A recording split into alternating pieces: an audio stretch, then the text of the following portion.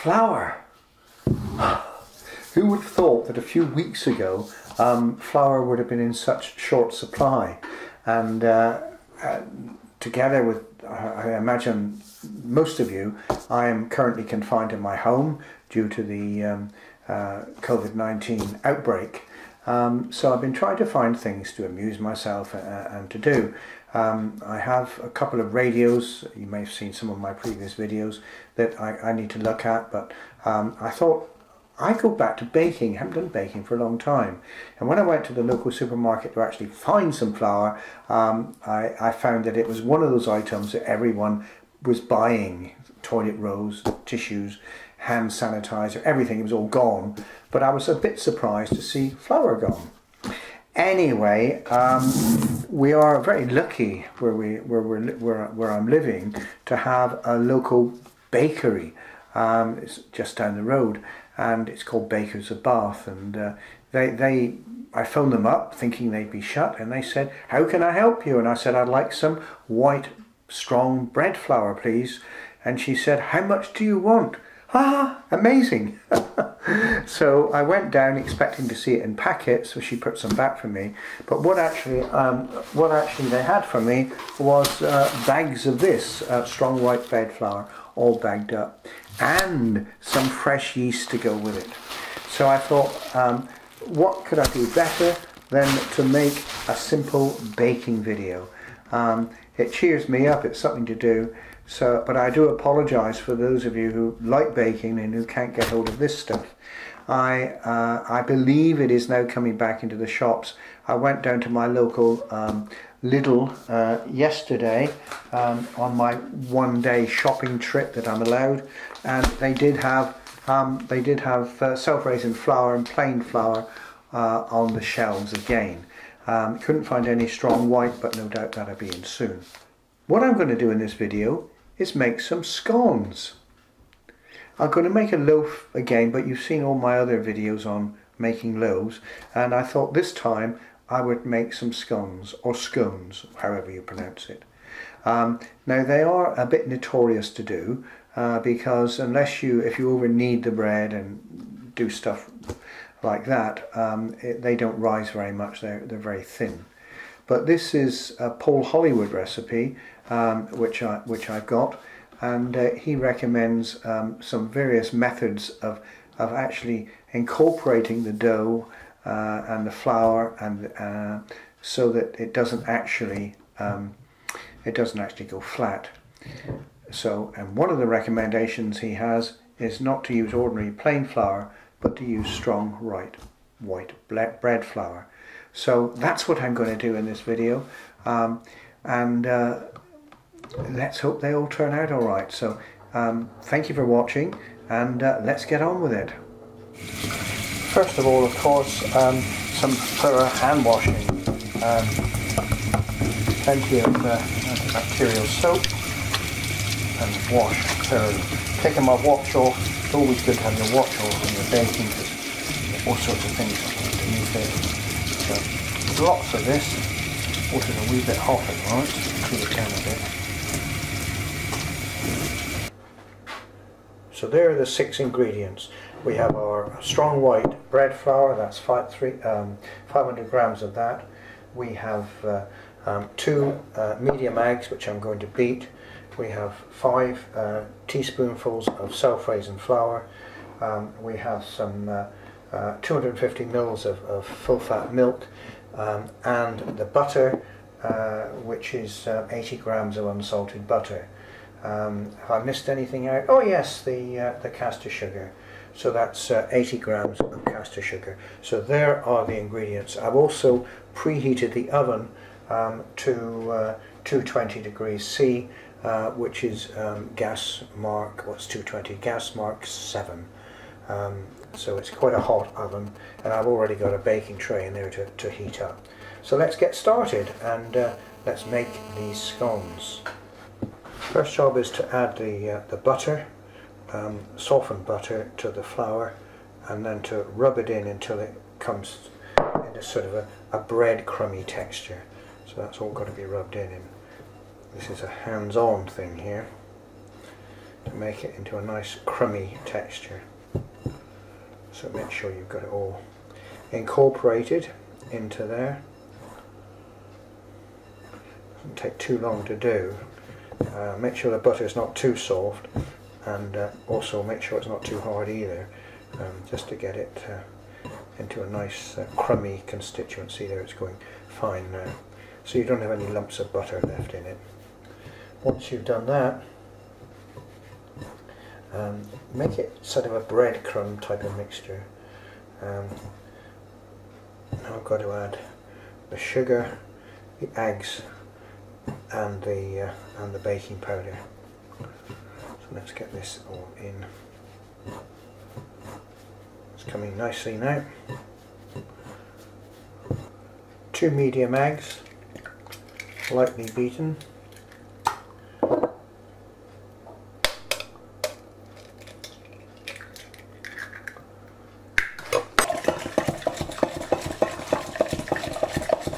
I'm using just a hand whisk for this, not doing it too much, just to make sure it's all incorporated and beaten. And I'm going to add all this now to the mixture. So basically, we're going to add the sugar. Make sure that's nicely stirred. Use a wooden spoon for all this. I've no idea why, probably somebody knows, but just a wooden spoon for all that to go in. Add the baking powder, incorporate that as well, make sure it's all nicely put into place and moved in.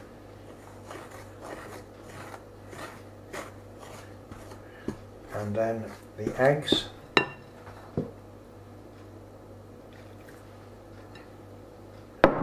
Make sure that's all incorporated.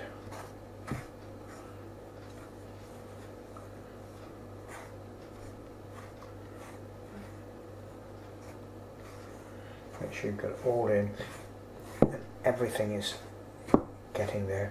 And now half the milk. That's about half. Do this gently,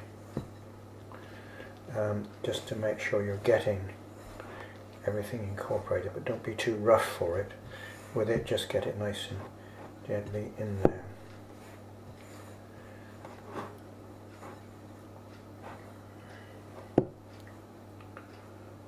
Then just keep adding some milk, not all at once, just a bit at a time, until you're making this nice, fairly sloppy dough. I always find with this, it's getting stuff down the bottom in the vial. How many times I've made cakes and then found that when I'm turning it out into the tin, I've got crumbs and things left down the bottom. So I've just checked and see all my ingredients are used. There's nothing worse when you're doing a bake and it's ready to go in the oven, and you find that oh my goodness, I haven't added the sugar, or I haven't added the baking powder, or something like that. I'm just going to put a little bit more milk in and get some more of that out of the bottom. A little bit more. Just a little bit at a time until you get it into this fairly thick, doughy base. And I've still got stuff down the bottom. Maybe I'm not using a big enough bowl, I don't know.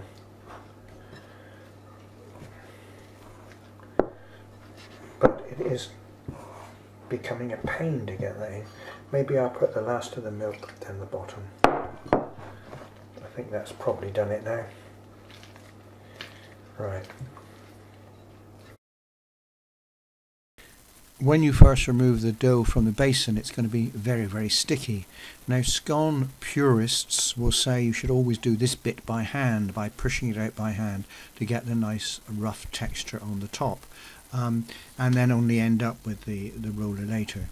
Providing you use the technique of chafing, which is folding the dough, rotating through 90 degrees and fold it in half again and repeat the process, you should get a nice lot of air into it. The important thing is not to delete, get rid of all the air. Once this is done, you can then use the roller as I'm doing now, get it to about 1/2 inch thick, and then you're ready to start cutting to prepare the scones to go into the oven. Let's do the first one. Don't twist it, just pick it up. Should come up reasonably well, and then just place it down. Another one, up and down. Ready to go into the oven. Now the oven has been preheated, so I'm going to now transfer these, but first of all, before I do that, I'm going to just put a little bit more egg on the top of them, just to seal them a wee bit. So I'm just going to seal them now with a little bit more beaten egg.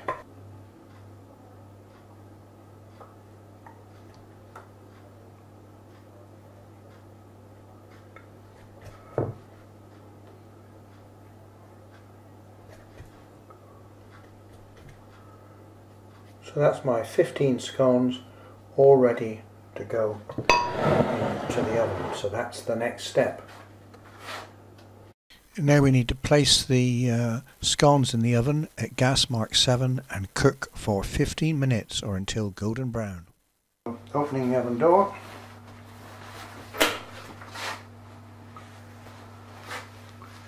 Pulling out the tray a little bit, not too much. And I'm very, very carefully keeping it nice and taut.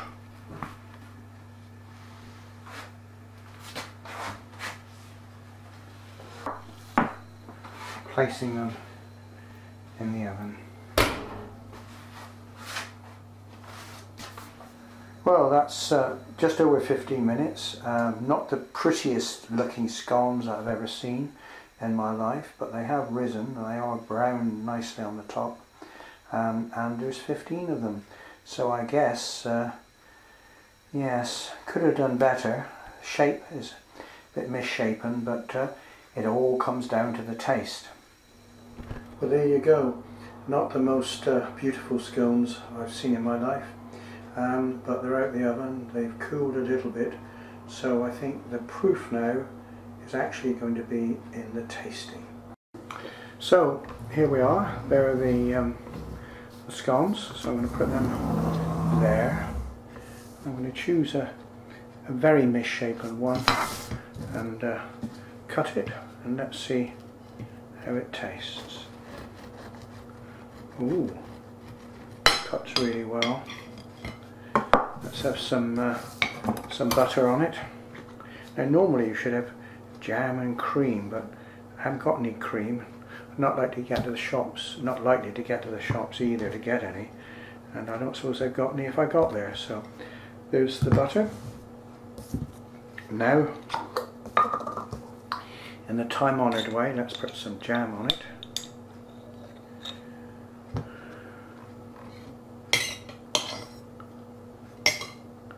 Not doing very well here, am I?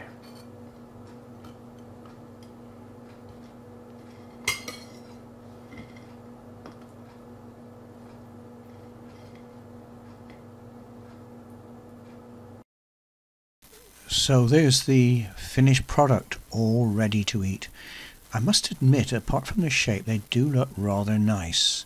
And now I'm going to indulge myself.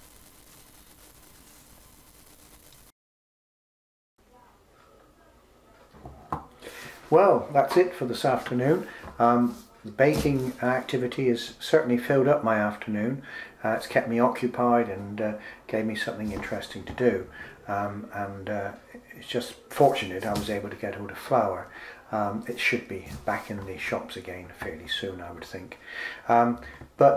Yes, there are my scones, a little bit misshapen. I haven't made scones for a long time. My next video is going to be a baking video, but this time I'm going to make bread. And then hopefully in a few days' time I'll be making a video in my workshop again, looking at a piece of retro tech equipment. So I'll be doing that. But for now, thank you very much for watching. I hope you're finding things to occupy yourself during this period of lockdown. But can I recommend baking? It's very therapeutic. If you've not done much of it before, it's good to learn, and afterwards it's good to taste. As I said just now, the shapes aren't very good, and if I carry on eating these and my cakes that I've been making and bread and various other things, my shape is going to suffer as well.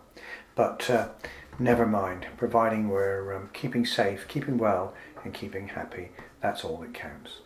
Thank you very much for watching, and as always, take care.